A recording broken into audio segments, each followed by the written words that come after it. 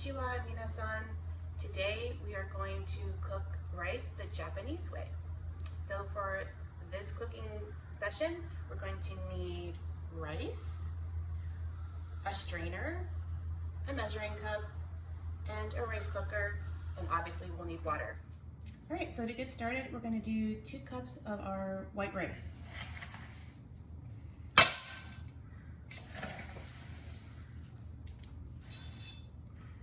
And now we're going to head over to the sink with our rice and our strainer at the sink, and let's get started washing our rice. So obviously this is not really washing, we're not using any soap, but as you can see when you add water to your rice, it looks very cloudy. And what we're going to do is kind of wash or polish our rice multiple times until the water runs clear. So for now, we're going to move our rice around. It's more like polishing than washing.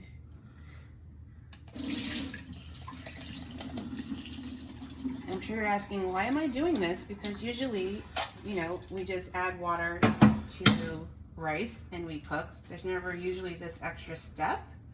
But if you've ever had really good Japanese rice or really good sushi, the rice is soft and it's kind of bouncy. Sometimes it looks a little shiny depending on the quality of the rice, but it's just very different than what I'd say we're more familiar with when we're cooking rice at home. It can feel like a very subtle difference, but we're learning how to do things the Japanese way. So part of that is learning how to make rice correctly.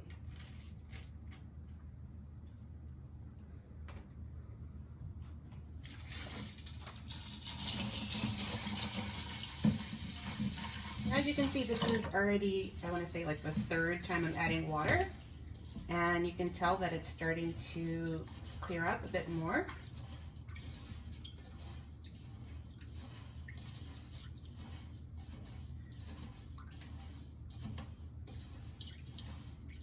Typically this would be removing some of the rice bran, releasing the starch a little bit.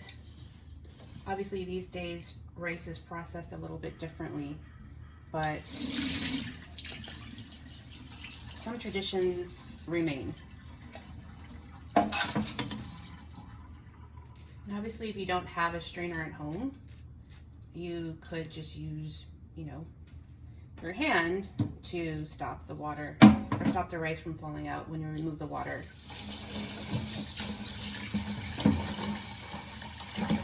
So this is our 3rd bath, and you can see the water is almost clear.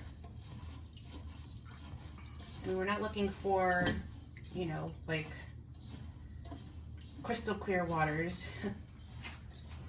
but a lot clearer than what we started.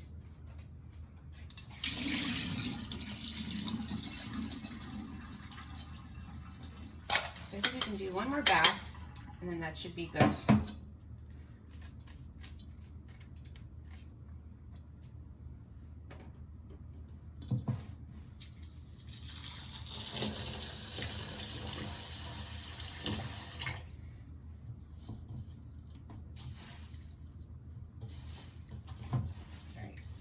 So this is good. Just going to remove the water. And then our final step before we actually get to cooking is we're going to actually soak the rice, which again doesn't generally happen for most of us. But we're soaking our rice to sort of add more moisture to it, and it helps the rice cook more evenly. I've got my measuring cup again. It's the same cup I used for measuring out the rice, and we're actually going to do a 1-to-1 ratio. So since I did 2 cups of rice, I'm going to also do 2 cups of water. And again, it's just cold water from the sink right into the pot. And this is the pot I use that comes with the rice cooker. Make sure all the rice is actually in the water. And now I'm gonna leave it to soak from 15 to 20, 30 minutes, and then it'll be ready to go into the rice cooker, and the rice cooker will do all the work of cooking the rice, obviously. The rice cooker has turned off, and it's time for its final steam, and some more of the expensive models of rice cookers will have a steam function, or if you were to cook this in a pot at home, when you turn off your heat, you leave the lid on for the rice to steam. This is the same idea. So I'm gonna take this off. Our rice looks really nice. And we're just gonna, let me put this down. We're just gonna fold the rice around. And this is hot. The container that the rice is sitting in is hot. So if you're really sensitive to those types of things, obviously use a pot holder to move the pot around, but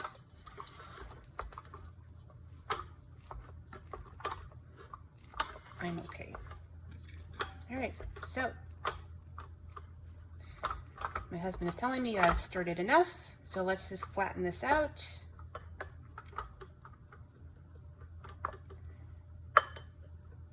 And put the lid back on and let the rice steam for a little while longer, and you're good to go.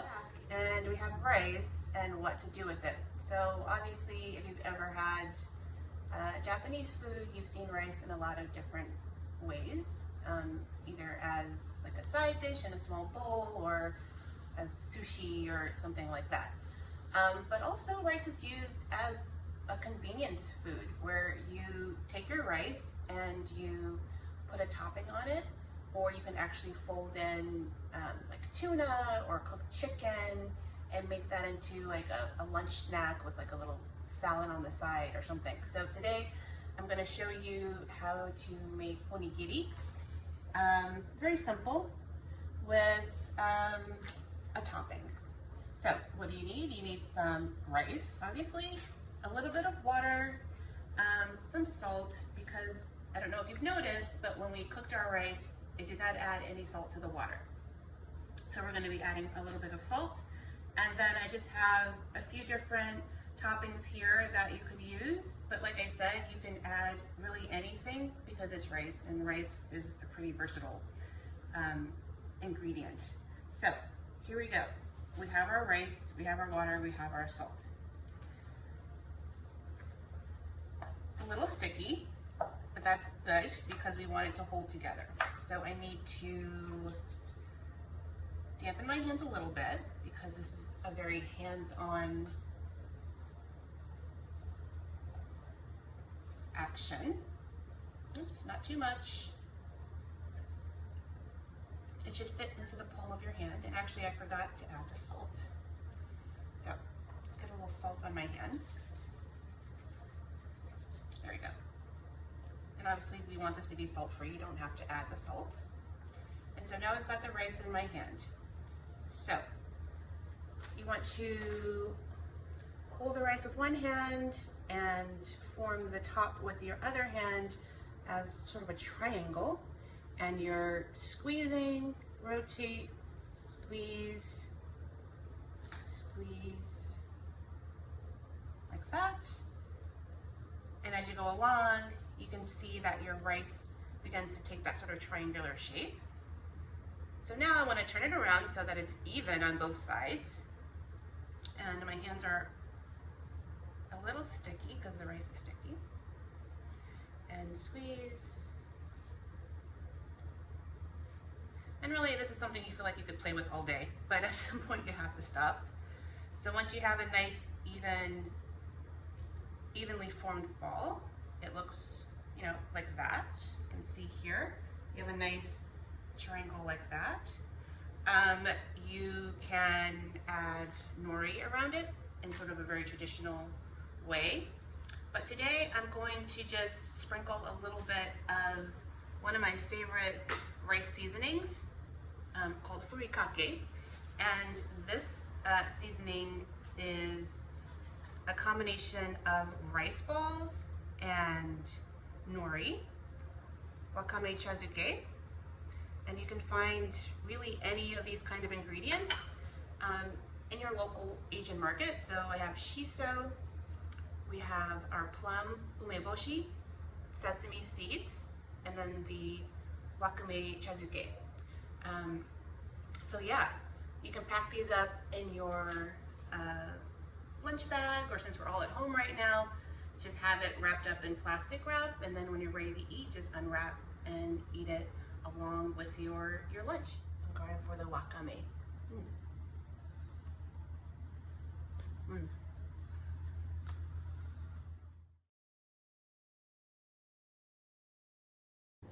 Today in our cooking segment, we are going to make some traditional Japanese side dishes.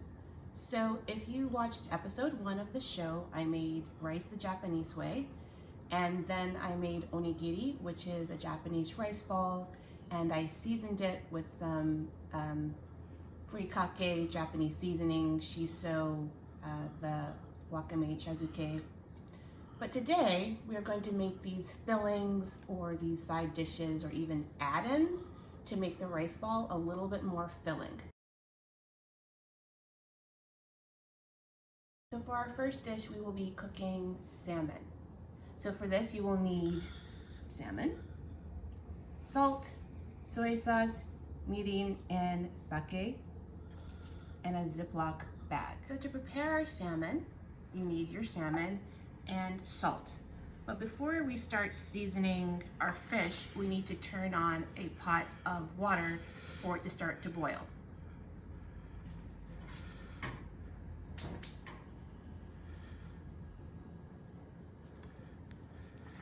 So first step with your salmon and your salt is seasoning.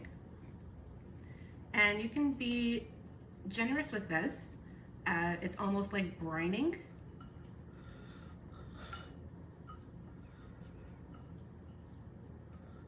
Just make sure your fish is coated in salt and then into the Ziploc bag.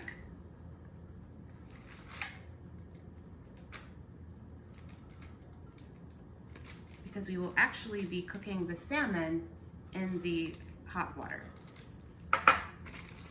So your salmon's in the bag. And seal. All right, our water is boiling. We have our fish ready to go. So really all you're gonna do is put your Ziploc bag of fish into your pot of water. Let it cook for 30 seconds and then turn the heat off and let it sit for 5 minutes. And this is just another way to cook the fish so that it still remains nice and firm and tender. And even though you added quite a lot of salt, the fish will not become too salty. The fish will actually become seasoned nice and evenly. Salmon has sat, and this is what it looks like. And it is a little warm, but you can see in the bag there's a little bit of liquid here.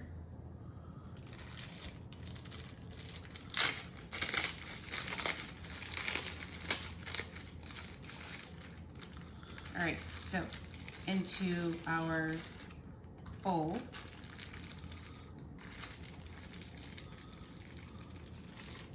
And we don't need this anymore. And we're going to start flaking up our fish. But while I'm doing that, we can get started on the sauce. So for the sauce, we're gonna use sake and mirin and soy sauce. But the first 2 ingredients that will go into the pot first are the sake and the mirin. At the stove, we're gonna add our sake and mirin. And the reason why I'm just adding these with the heat off is because there is an alcohol content in these ingredients. And if you're not careful, you can start a flame. So really what we're doing here is we're getting these 2 ingredients started so that the alcohol level or the alcohol can cook off and it'll be ready to be used for our sauce once it cooks and begins to reduce. So in the time that it takes for us to flake up our salmon, that'll give this enough time to cook off. You can see it's come to a boil. That's what you want it to do. I just have this on medium heat, and that's high enough to let it do its thing while we do our salmon. Of course, you can do this with a fork, but you can also do it with chopsticks. It's flaked. You can still see that it has lots of chunks, but it will break down a little bit more as we stir it around in the pan. So our mirin and sake has reduced, and you are ready to add your salmon slowly into the pan. The heat has been turned down to low, but if you don't feel comfortable doing this step with the heat on, please turn it off and then turn it back on again. So just into the pan.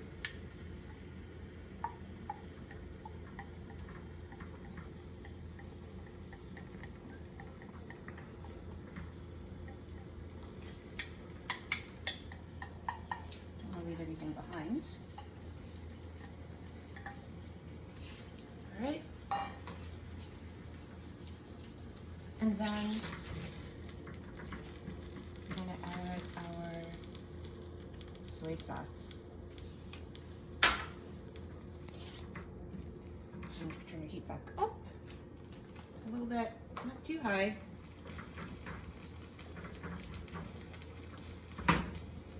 We want this to cook a little bit longer.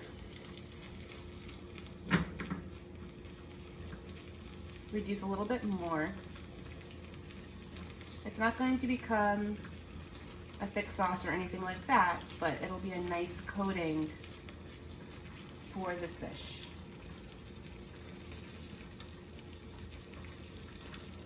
And again, it will flavor the rice, the onigiri, really nicely.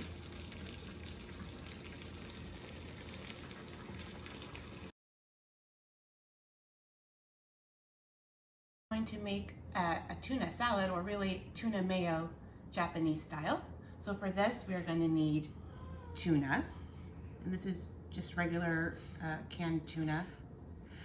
We have soy sauce, of course, mayo, and salt. So this is a really easy one.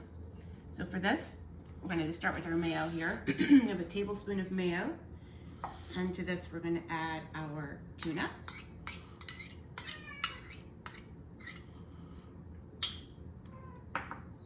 And then we're going to add our soy sauce, a teaspoon of soy sauce.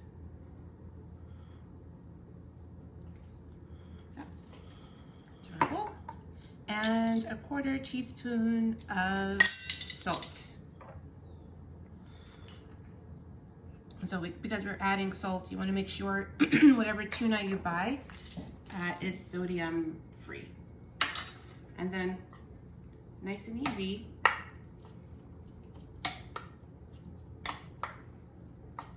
we're going to mix our tuna together. And we don't want to make it mushy. You want to just keep it flaky and as chunky as possible.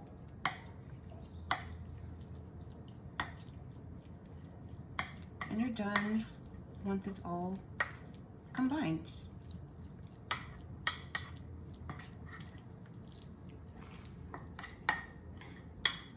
And now that's ready to be added to your rice.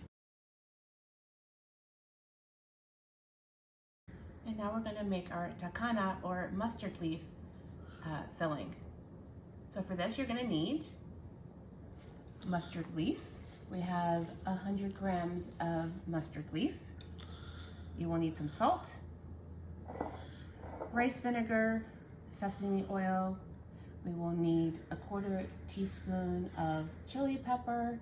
We will need a teaspoon of sesame seeds, a tablespoon of mirin, and a tablespoon of soy sauce, 1/2 teaspoon of sugar, and we're going to be using a tablespoon of our vegetarian or our mushroom dashi broth. All right, so our first step to prepare our mustard leaf for cooking is to season it. So what you're going to do is take your salt. This is coarse kosher salt, and you're going to kind of massage it into your mustard leaf. And this is just a different way to season, just like that. Nice way to get it evenly coated. And then our next step will be to rinse our leaves off in cold water. Okay, so I've massaged the mustard leaf enough that you can see that it has gone down in volume, like that. You can see it looks really moist, and this is what you're looking for after you've massaged your salt into the greens.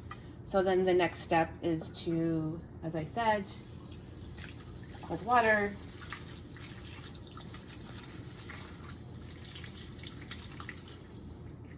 Like that. And then you're gonna take it away, like that. So our final step before we start cooking our mustard is to add our vinegar, but first I'm gonna turn on our pan so we can start heating up. So we'll just start with medium high, and then we'll turn it down once we're ready to cook. So this is our vinegar. Just add a little bit of acidity to our greens.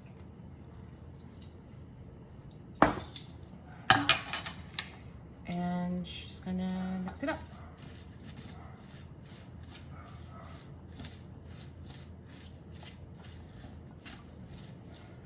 We're ready to start cooking. Our pan is hot, and we are going to be using a teaspoon of sesame oil. Right at the bottom like that.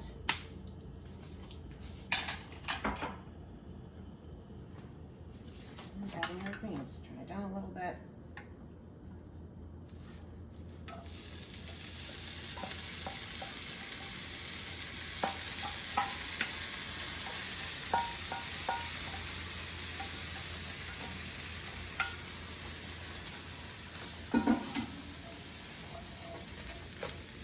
It's already smells really good. Just kind of move that around quickly.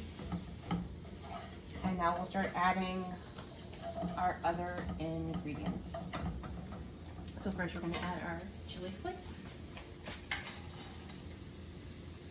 That's a 1/4 teaspoon of our chili flakes. Sprinkle that around, and obviously if you don't like chili, you do not have to use it.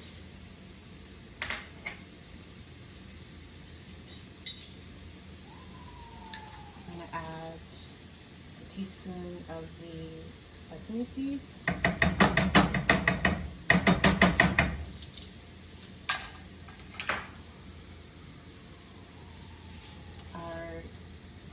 Tablespoon of seasoning,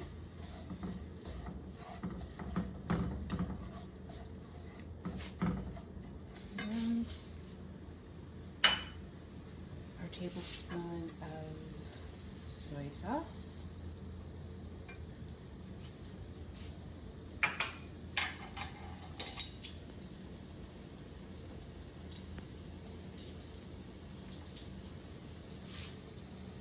teaspoon of sugar,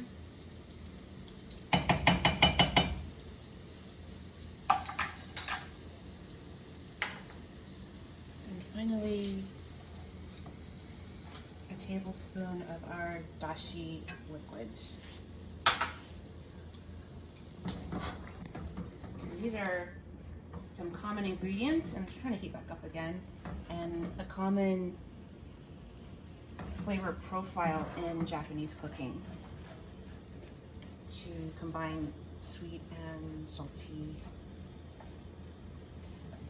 So this is what it looks like, and we're going to let it cook down, and our leaves and our stems will become nice and tender and really flavorful.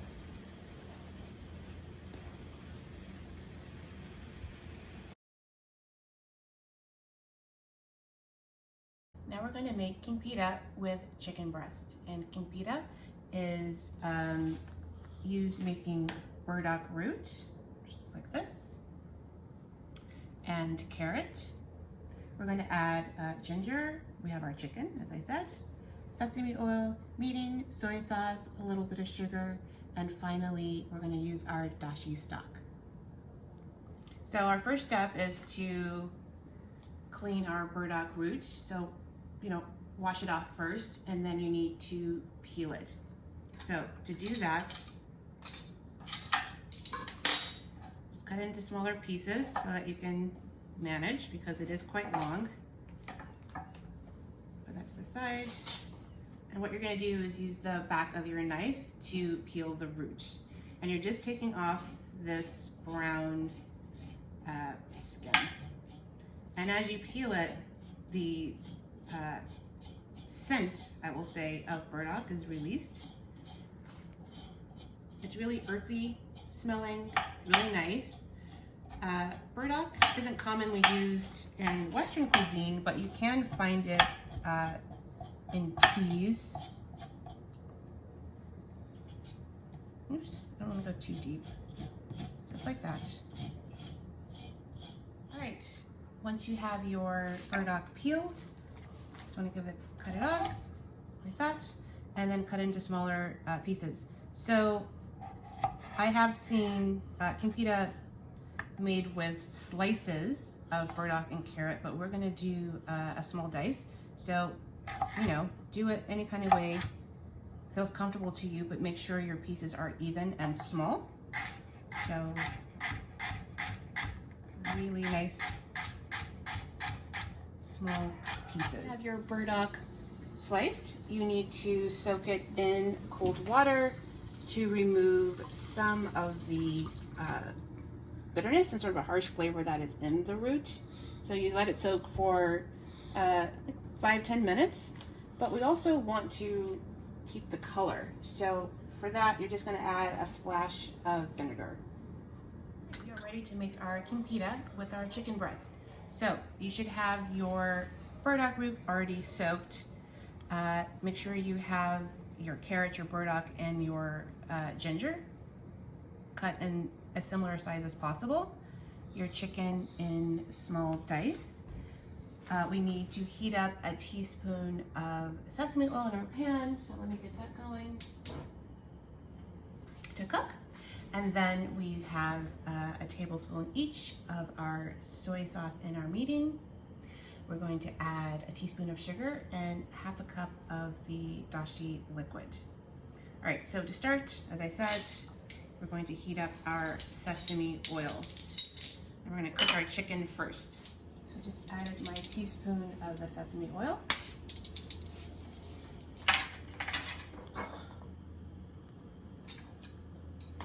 And now we add our chicken.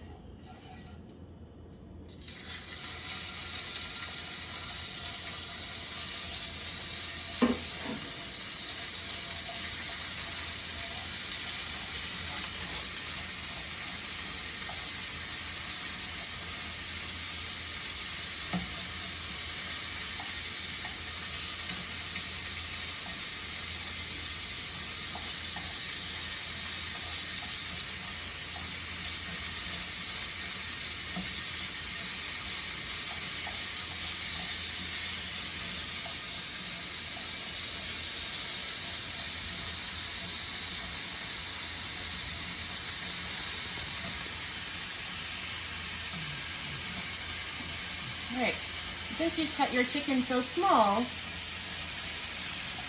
it cooks pretty quickly. So now we're at our veggies. There we go.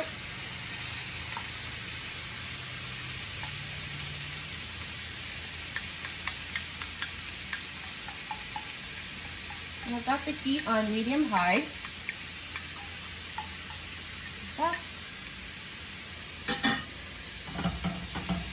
And you may see that you need to add a little bit more oil. So I'm going to add maybe another teaspoon of oil.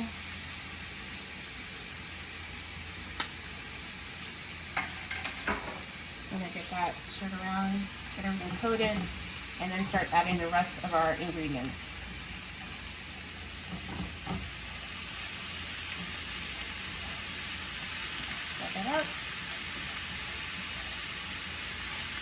already starting to smell really good.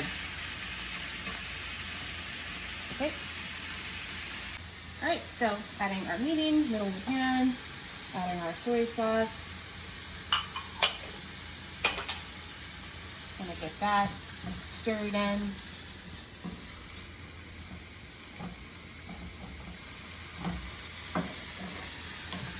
All right, time for our sugar.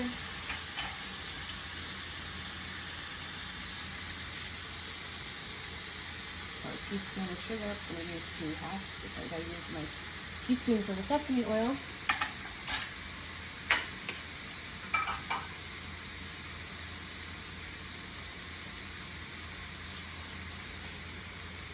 And half a cup of our dashi broth.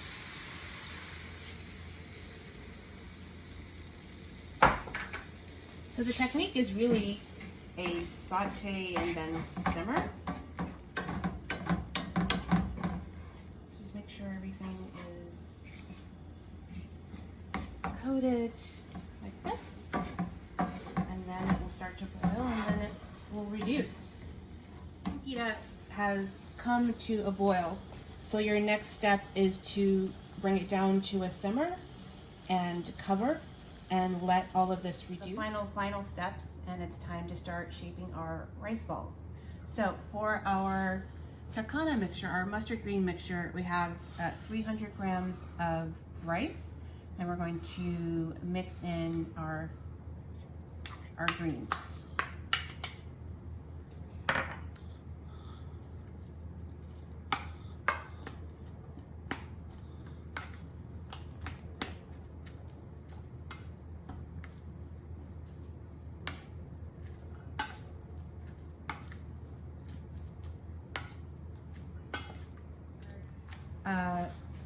Onigiri ready to go. So again, remember from our first episode, dampen your hands a little bit because this is a hands-on action, and grab your rice, your palm-sized amount of rice, and start to shape. All right, and then flip to make it nice and even.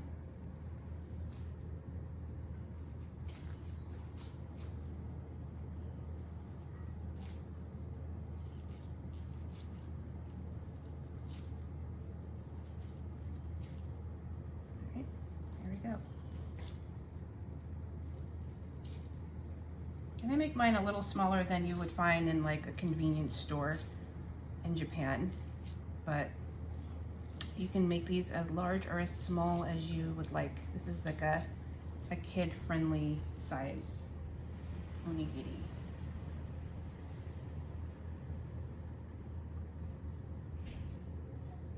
Okay. Here we go. For the Takana, I mixed the mustard with the rice, and also with the chicken Kinpira, we mixed it with the rice. But for our salmon and our tuna, the mixture will actually go on the inside of our onigiri. So again, make your hands a little damp because we're not mixing in our filling. With the rice, we're putting it inside. You're gonna put a little bit of salt on your hands as well. Take your rice, and then first you want to make a little bit of a hole inside because you're filling it with our mix. Not too much,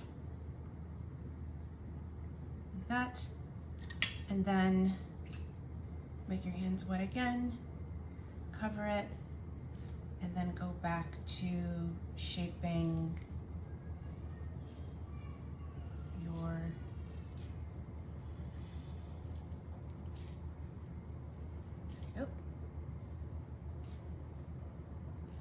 again, if it's sticking to your hands, just stop and get your hands wet again.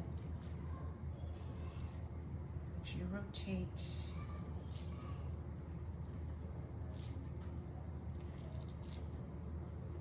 All right, I'm done. Got our rice, and for our final step, I have a nori strip here, and you can use that to add the final detail. Just trying to make it even on both sides. Just like that. And then onto the plate.